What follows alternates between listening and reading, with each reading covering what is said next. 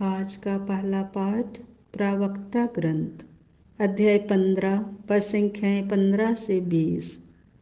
ईश्वर ने अपनी आज्ञाएं एवं आदेश प्रकट किए और मनुष्य पर अपनी इच्छा प्रकट की है।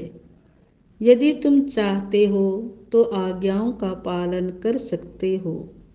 ईश्वर के प्रति ईमानदार रहना तुम्हारी इच्छा पर निर्भर है। उसने तुम्हारे सामने अग्नि और जल दोनों रख दिए। हाथ बढ़ाकर उनमें एक का चुनाव करो। मनुष्य के सामने जीवन और मरण दोनों रखे हुए हैं। जिसे मनुष्य चुनता वही उसे मिल जाता है। ईश्वर की प्रज्ञा अपार है। वह सर्वशक्तिमान और सर्वज्ञ है। वह अपने श्रद्धालु भक्तों की देख रेख करता है। मनुष्य जो भी करते हैं वह सब देखता रहता है। यह प्रभु की वाणी है। आज का दूसरा पाठ कुरिन्थियों के नाम संत पौलुस का पहला पत्र अध्याय 2 पद संख्या 6 से 10। हम उन लोगों के बीच प्रज्ञा की बातें करते हैं जो परिपक्व हो गए हैं। यह प्रज्ञा ना तो इस संसार की है और न इस संसार के अधिपतियों की जो समाप्त होने को है। हम ईश्वर की उस रहस्य में प्रज्ञा और उद्देश्य की घोषणा करते हैं जो अब तक गुप्त रहे, जिन्हें ईश्वर ने संसार की सृष्टि से पहले ही हमारी महिमा के लिए निश्चित किया था और जिनको संसार के अधिपतियों में किसी ने नहीं जाना। यदि वे लोग उन्हें जानते तो महिमामय प्रभु को क्रूस पर नहीं चढ़ाते। हम उन बातों के विषय में बोलते हैं जिनके संबंध में धर्म ग्रंथ यह कहता है, ईश्वर ने अपने भक्तों के लिए जो तैयार किया है उसको किसी ने कभी देखा नहीं, किसी ने सुना नहीं और न कोई उसकी कल्पना ही कर पाया।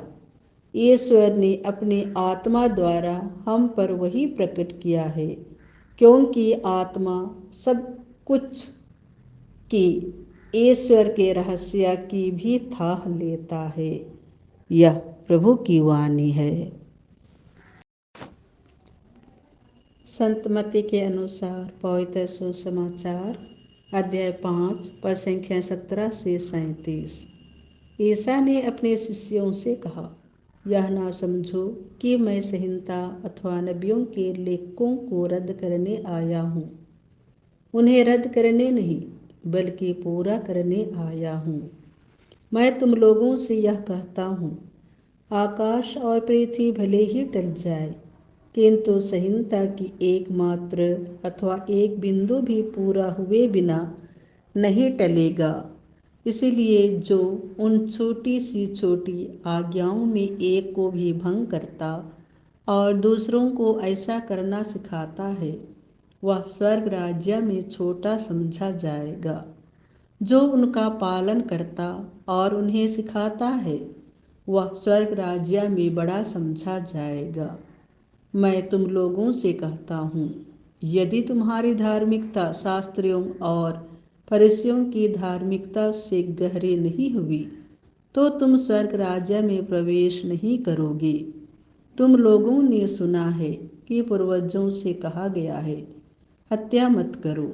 यदि कोई हत्या करे तो वह कचहरी में दंड के योग्य ठहराया जाएगा।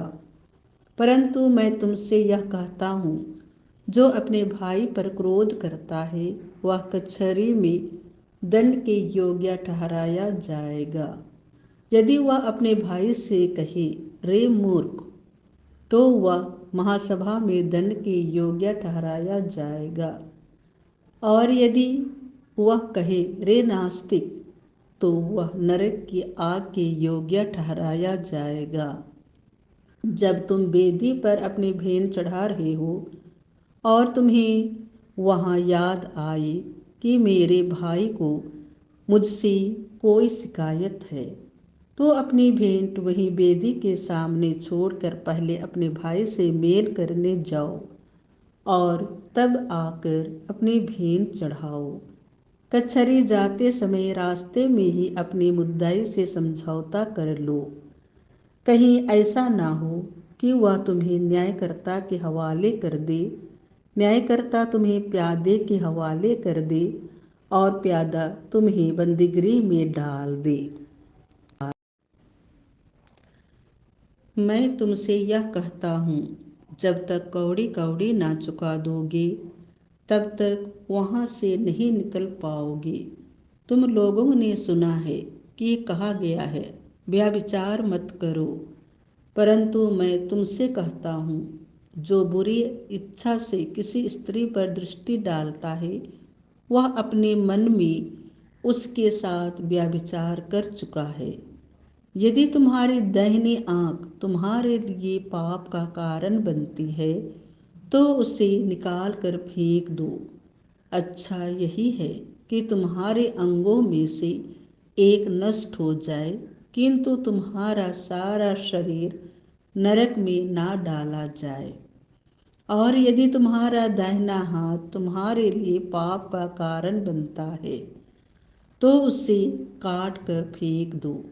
अच्छा यही है कि तुम्हारे अंगों में से एक नष्ट हो जाए, किंतु तुम्हारा सारा शरीर नरक में ना जाए।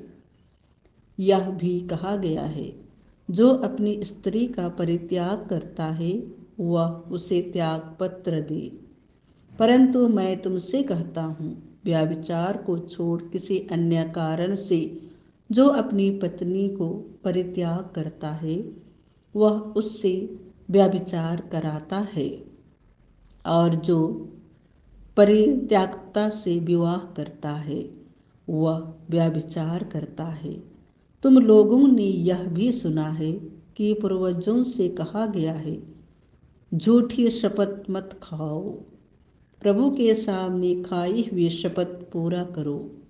परंतु मैं तुमसे कहता हूँ, शपथ कभी नहीं खानी चाहिए, ना तो स्वर्ग की, क्योंकि वह ईश्वर का सिंहासन है, ना पृथ्वी की, क्योंकि वह उसका पावदान है, ना यरूशलेम की, क्योंकि वह राजाधिराज का नगर है, और ना अपने सिर की, क्योंकि तुम इसका एक भी बाल सफ़ेद या काला नहीं कर सकते। तुम्हारी बात इतनी हो हाँ कि हाँ, नहीं कि नहीं। जो इससे अधिक है वह बुराई से उत्पन्न होता है। यह प्रभु का सुसमाचार है।